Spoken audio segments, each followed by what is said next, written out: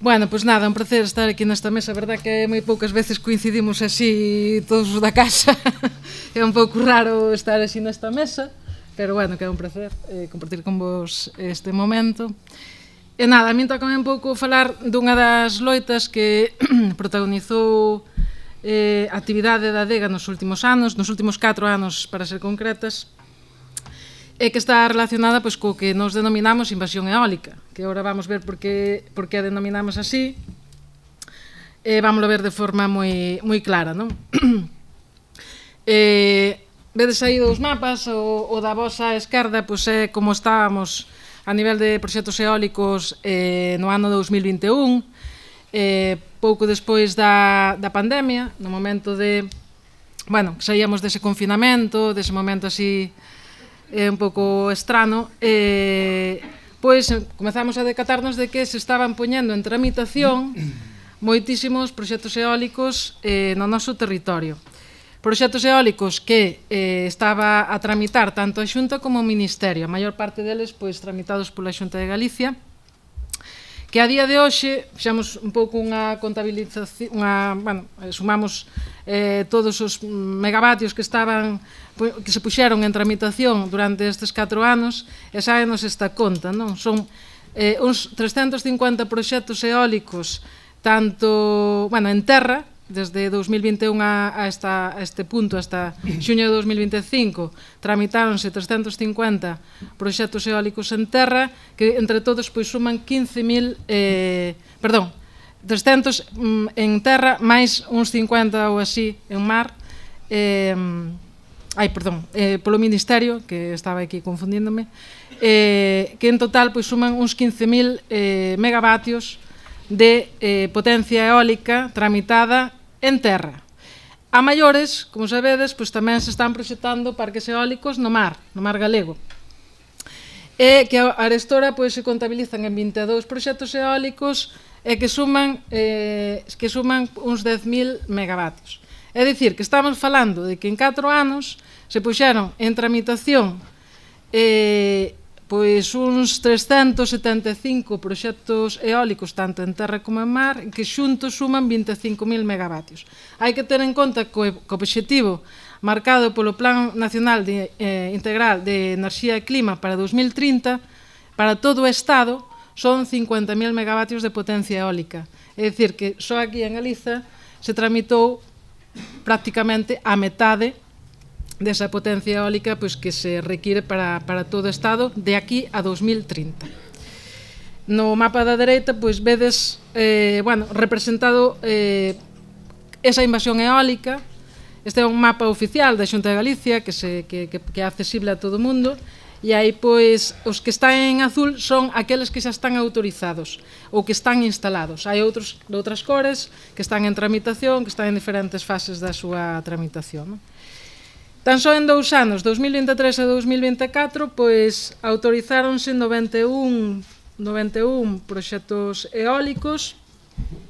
Moitos destes que se estaban, destes 300 e pico que dicía antes, pois caeron en 2023, pero aínda así se siguen tramitando proxectos eólicos. É dicir, isto non parou, senón que en sede administrativa, pois aínda hai proxectos eólicos en tramitación. Veremos tamén como está en sede xudicial.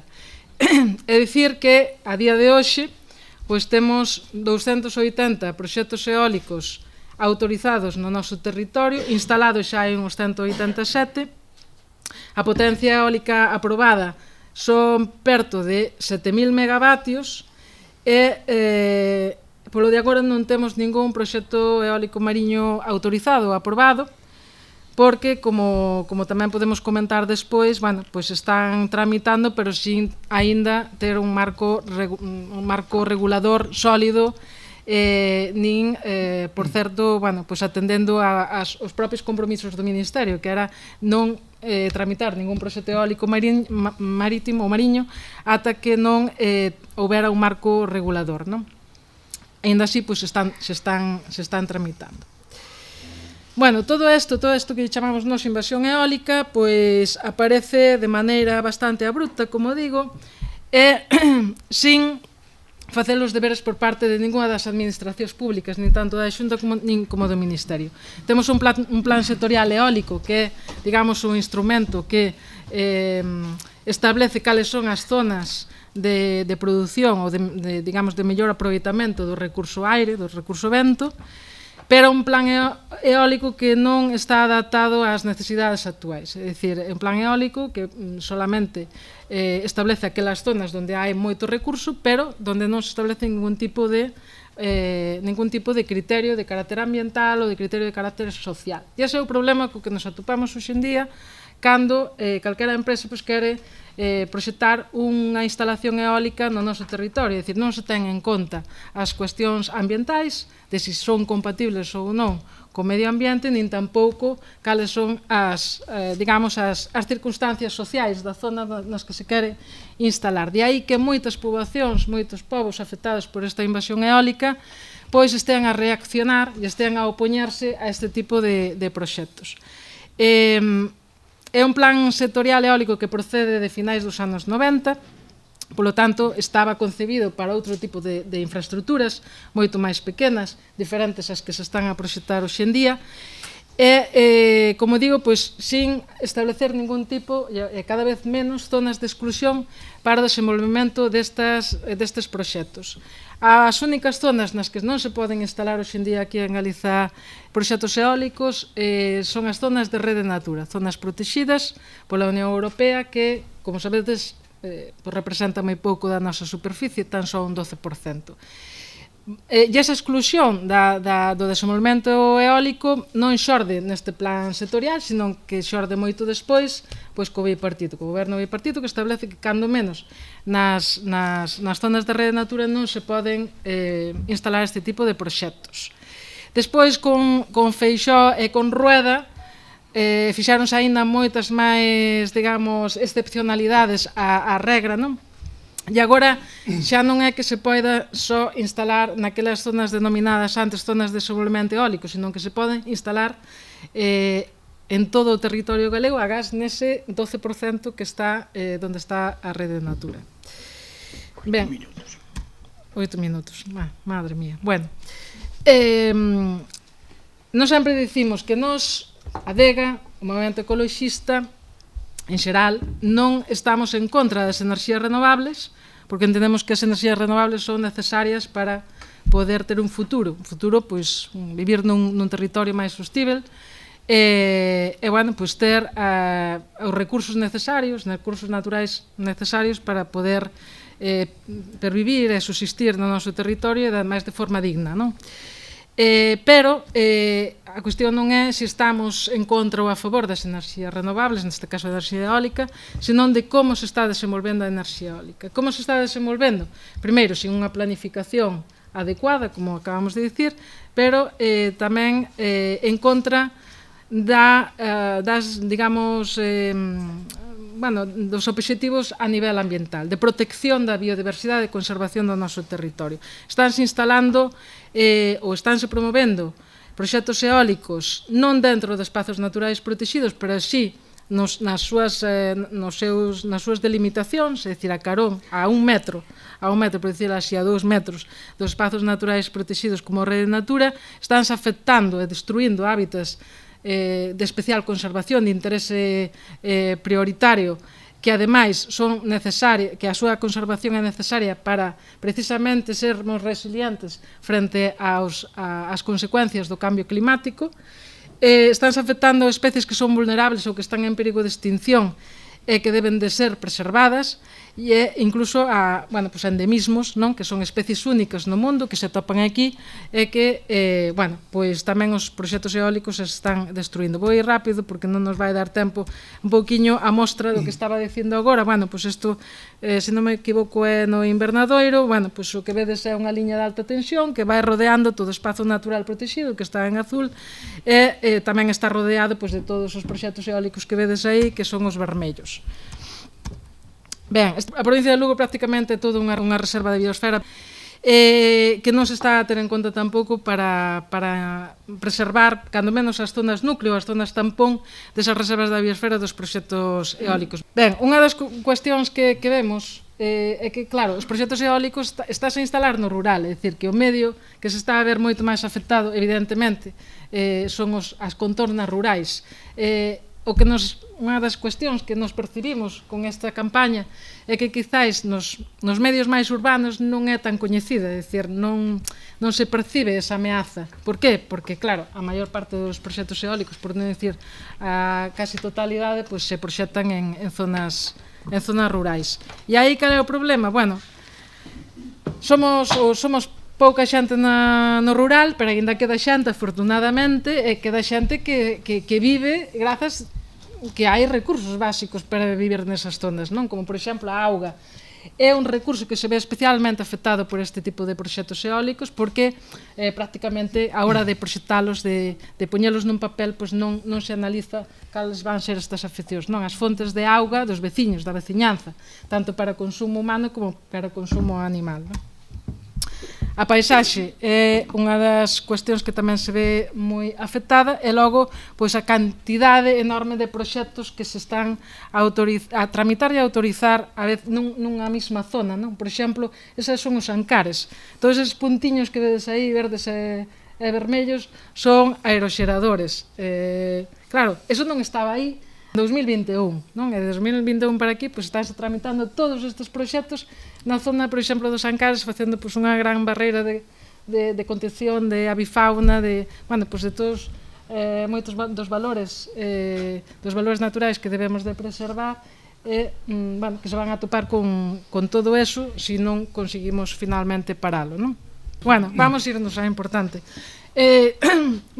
Falaban pola mañá na mesa da mañá que había unha grande mentira que circulaba sobre o pobo galego, que era que o pobo galego claudicaba, non se resistía, non había, non era revolucionario. É realmente unha mentira, é dicir, sempre foi revolucionario e hoxe en día pois sigue sendo, non? Na campaña eólica Sinón, ao final conseguimos crear unha grande plataforma que é a Coordinadora Eólica Sinón, na que se xuntan boa parte das plataformas de veciños que están afectadas e afectados por estes proxectos eólicos. Estamos organizacións ecoloxistas, estamos organizacións sindicais, culturais, veciñais, comunidades de montes, é dicir, hoxe en día defender o territorio non é cuestión só das entidades ecoloxistas, defender o territorio é unha cuestión de país, é como entendemos nós en Adega e, por tanto, parecenos moi importante e eu penso que foi todo un triunfo do pobo galego xuntarse nesta campaña na defensa do territorio e aí están os froitos, non? Realmente estamos conseguindo ter paralizado todo unha estrategia de destrucción do territorio.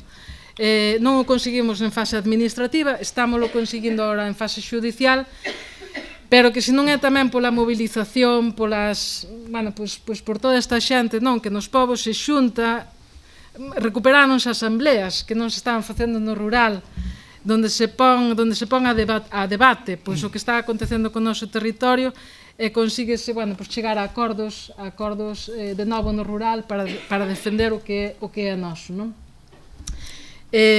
Vou acabar agora só con dous apuntes. Lamentablemente a movilización que houbo durante estes 4 anos non se percibiu demasiado nos medios de comunicación, pero sí que houbo movilización. Este foi, por exemplo, a foto que vedes aí do Obradoiro, unha das veces que enchemos o Obradoiro, non? Fixamos a primeira xornadas, temos alternativa, para tamén falar non só do que non queremos, senón de como queremos que sexa o desenvolvemento de enerxía eólica, as primeiras que se fixeron, ademais cunha elevadísima participación, e finalmente, tivemos que recurrir á defensa do territorio tamén nos xulgados, porque na fase administrativa non nos fixeron caso, a administración non acolleu as nosas reclamas, non atende as alegacións, entón non nos queda máis remedio que acudir aos xulgados, e para iso a Adega apelou á solidariedade de todo o pobo galego, que ademais foi moi solidario e finalmente grazas ás achegas dos galegos e galegas conseguimos recurrir nos xulgados máis de 30 proxectos eólicos, dos cales prácticamente a totalidade están paralizados cautelarmente no Tribunal Superior de Xustiza, e agardamos finalmente pois conseguir tombar a través de sentenzas favorables aos intereses públicos, bueno, pois todos estes proxectos, non? Vou rematar solamente cunha reflexión. Efectivamente, nós como organización ecoloxista temos que pular por unha transición ecolóxica, temos que pular polas enerxías renovables, pero por outra forma de facer enerxías renovables. Nós estamos nun momento, nunha posición con respecto a outros territorios bastante avantaxada, no sentido de que nós xa estamos producindo electricidade a partir de fontes renovables para satisfacer as nosas necesidades de electricidade, non enerxéticas, porque seguimos sendo fortemente dependentes das enerxías fósiles, pero xa cando menos para a demanda de electricidade que temos, si xa estamos producindo. máis do 75% da enerxía que producimos é de orixe renovable e ademais conseguimos xa algúns dos, digamos, principios ou fitos que marca a Unión Europea para camiñar cara a esa transición ecolóxica. Por exemplo, que xa acadamos ou superamos a cota renovables de consumo de enerxía renovable da Unión Europea para 2030. É dicir, temos un pouquiño máis de tempo para demandar unha moratoria dos proxectos eólicos que agora mesmo están en tramitación e para pensar, planificar como queremos o desenvolvemento destas enerxías, ordenar o territorio e introducir nesa planificación criterios ambientais, criterios de carácter social, un pouco de orde, porque realmente isto non é unha planificación, isto é un caos total, é unha maneira de xestionar o territorio que é absolutamente desordenada e caótica. Por lo tanto, isto é o que nos pedimos, unha moratoria e un pouquiño de consideración por parte da Administración Pública para que tamén poidamos formar parte desa nova planificación que agora se anuncia, planificación de enerxía eólica, que agora se anuncia, pero que se anunciou hai un par de meses e non sabemos máis o que vai pasar con esa planificación. E xa nese primeiro anuncio xa tamén advertiron de que as organizacións ecoloxistas e sindicais, algunhas, non todas, ian estar fora desas mesas de diálogo para reflexionar e planificar como iba a ser o desenvolvemento das enerxías renovables no noso país.